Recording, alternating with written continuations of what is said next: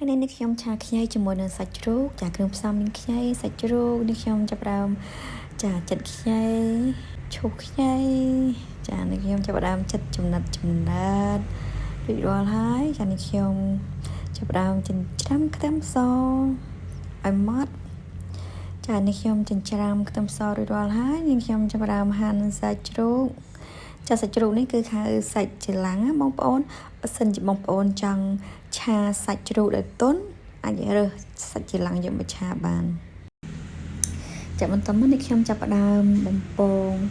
ខ្ញីឲ្យមានចាឆ្អិនបន្តិចមកនេះខ្ញុំចាប់ផ្ដើមដួសចេញហើយចាក់ខ្លាញ់ចូលដើម្បីឆាខ្ទឹមសជាមួយនឹងសាច់ជ្រូកបន្តទៀតចានេះខ្ញុំចាប់ផ្ដើមដាក់អំបិលស្ករសចា